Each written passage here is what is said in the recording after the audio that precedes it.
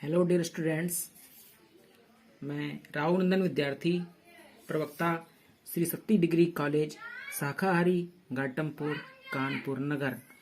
Dear students, आज हम आपको शांति शिक्षा एवं सतत विकास विषय के अंतर्गत आज नए चैप्टर की शुरुआत करेंगे, जिस चैप्टर का नाम है तनाव एवं शांति। तो आज डियर स्टूडेंट्स, मैंने उसी विषय पर नोट्स बनाए हैं और आज हम उसी टॉपिक पर चर्चा करेंगे। तो डियर स्टूडेंट्स, आप सभी से अनुरोध है कि आप सभी लोग इस नोट्स को पढ़ें, बनाएं और संभव हो सके तो मुझे दिखाने का प्रयास अवश्य करें। तो डियर स्टूडेंट्स, चलिए शुरू करते हैं। आज का जो हमारा टॉपिक है तनाव एवं शांति। तो डियर स्टूडेंट्स, ये रहा आज का हमारा टॉपिक, आज का नया चैप्टर तनाव एवं शांति। तो सबसे पहले ऊपर डालेंगे हम हेडिंग ऊपर तनाव एवं शांति। इसके अंतर्गत लिखेंगे तनाव शारीरिक एवं मानसिक असामान्यता के कारण उत्पन्न होता है। तनाव की स्थिति में व्यक्ति उत्तेजित हो जाता है और वह परिस्थिति का सामना उचित प्रकार से नहीं कर पाता। तो डियर स्टूडेंट्स, आप सभी जानते होंगे कि तनाव की स्थिति में व्यक्ति किस तरीके का व्यवहार करता है और वह उस समय कितने कष्ट में होता है। तो जाहिर सी बात है, किसी भी कार्य को करने के लिए चेतना की आवश्यकता बहुत ज़्यादा होती है और तनाव की स्थिति में जो व्यक्ति होता है वो बहुत ज़्यादा समस्या में होता है और अपनी जो परिस्थितियों का सामना उचित तरीके से नहीं कर पाता है।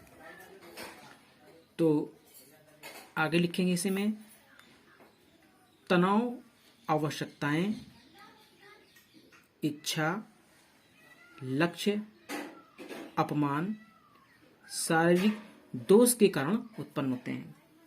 तो डियर स्टूडेंट्स, आप भी इस पूरी तरीके से सहमत होंगे, क्योंकि जब हमारे किसी चीज़ की कोई आवश्यकता होती है और वो हमको नहीं मिलती, या किसी चीज़ की हमें इच्छा होती है वो हमको नहीं मिलता, लक्ष्य की प्राप्ति नहीं होती, या हमारा कोई अपमान कर देता है, या हमारे शरीर में किसी प्रकार का कोई कष्ट होता है, तो उस अवस्था में हमें तनाव से हम ग्रसित हो जाते हैं। अब जो तनाव है उनको हमारे कुछ जो विश्व प्रसिद्ध दार्शनिक हैं उन्होंने अपने शब्दों में लिखा हुआ है। तो सबसे पहले लिखे हैं गेट्स के अनुसार।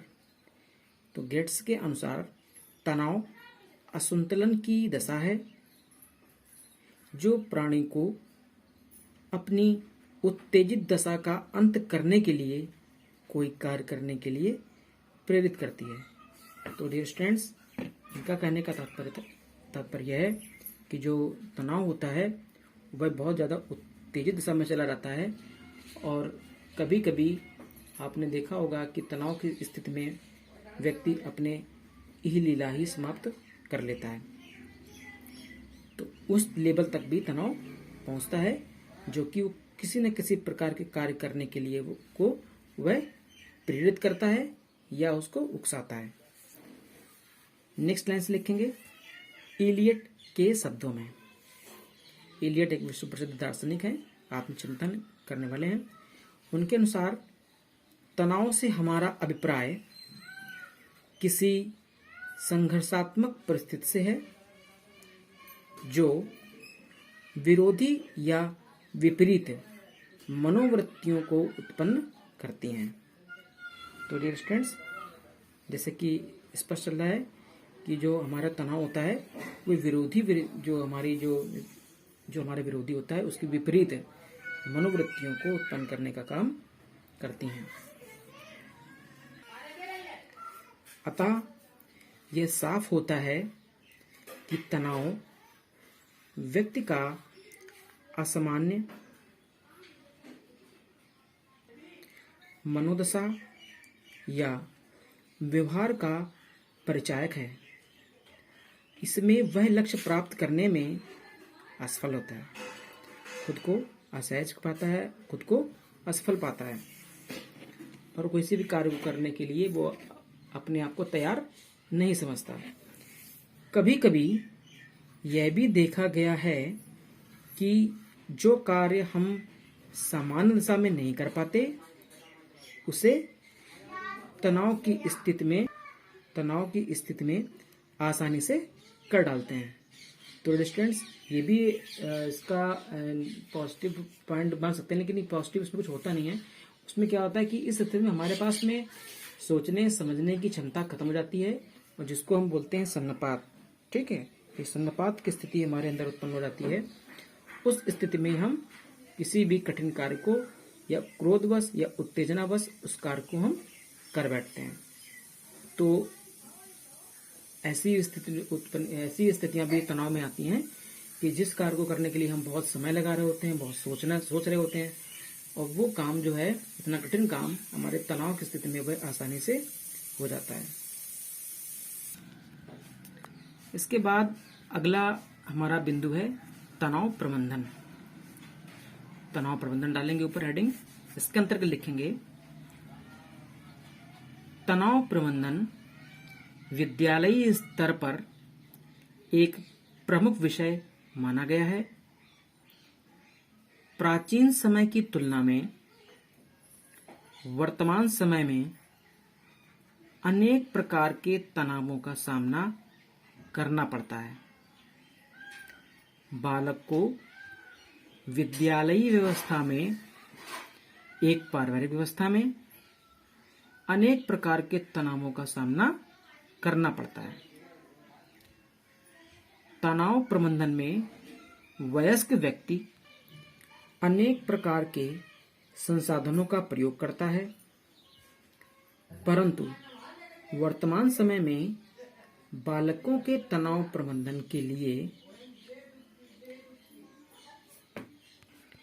खेल से महत्वपूर्ण कोई साधन नहीं माना जाता है। तो डियर स्टूडेंट्स, आपने देखा होगा कि जो बच्चे होते हैं वो खेलने में बहुत माहिर होते हैं और उस स्थिति में जब खेल की स्थिति में होते हैं तब उनको किसी भी प्रकार का तनाव या कष्ट या पीड़ा नहीं होती है। अगर वह गिर भी जाते हैं, उनको शारीरिक चोट भी आ जाती है, उस स्थिति में भी उनको कोई तनाव नहीं रहता और वह उसी चोट लगने के बावजूद भी सामान्य स्थिति में वह खेलते रहते हैं। तो यहाँ पर जो बालकों के तनाव की बात है तो वहाँ पर बालकों को खेलना इतना अत्यधिक अच्छा लगता है कि वे इतना तल्लीन होकर खेलते हैं कि उन्हें किसी प्रकार का तनाव नहीं रहता है। तनाव प्रबंधन के स्वरूप को निम्न बिंदुओं के माध्यम से स्पष्ट किया जा सकता है। तो डियर स्टूडेंट्स, जो हमारी बिंदु हैं उन बिंदुओं को हम अपने अगले वीडियो में उनके नोट्स बनाएंगे और वह आपके साथ हम उसको शेयर करेंगे। तो डियर स्टूडेंट्स, आज के इस वीडियो में हमने जाना तनाव एवं शांति विषय, तनाव एवं शांति को किन किन माध्यमों से, किन किन कारणों से हमको तनाव आता है और बच्चों के लिए तनाव को दूर करने का और क्या साधन हो सकता है। तो डियर स्टूडेंट्स, कई छात्राओं ने तो बहुत अच्छे नोट्स बनाए हैं, कुछ छात्राओं ने तो बिल्कुल नोट्स बनाए ही नहीं हैं।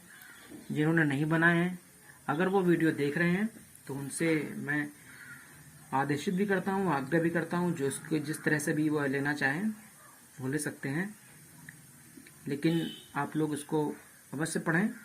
जो ये चैप्टर है ये आपके चैप्टर तो विषय के अंतर्गत है ही, साथ ही में ही आप इसका अध्ययन करके, इनको जान करके आप एक कुशल अध्यापक बन सकते हैं। तो इस वीडियो में आप सभी में जो लोग हैं उसके नोट्स बना लें, इसका अध्ययन करें और मैं आशा करता हूं कि आप सभी लोग अच्छे से होंगे, स्वस्थ से होंगे। आप सभी को बहुत बहुत शुभ आशीर्वाद। धन्यवाद।